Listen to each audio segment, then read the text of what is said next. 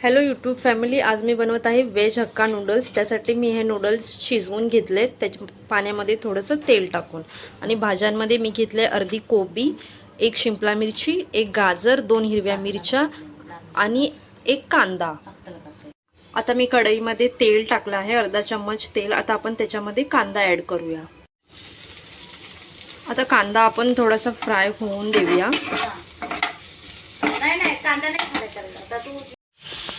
आता मी यामध्ये सगळ्या भाज्या ॲड केल्या आहेत, ज्या आपण रेडी करून घेतल्या होत्या। आता आपण ह्याच्यामध्ये थोडंसं मीठ टाकून थोडं आपण ह्याला वाफ देऊया झाकण ठेवून। आपल्या भाज्या शिजून झाल्यात। आपण आता त्याच्यामध्ये नूडल्स आपले शिजवलेले ॲड करून घेतले। ह्याच्यामध्ये आपण ऑलरेडी मीठ टाकून घेतलं होतं, सो आपण आता नूडल्सचा मसाला ॲड करूया आणि ह्याला छानपैकी परतवून घेऊया। आता आपण यामध्ये सोया सॉस आणि थोडासा टोमॅटो सॉस ॲड करूया।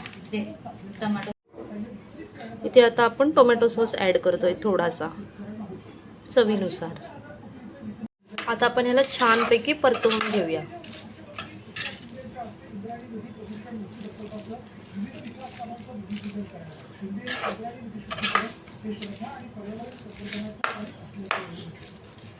आणि इथे आपले आता हक्का नूडल्स रेडी झाले आहेत।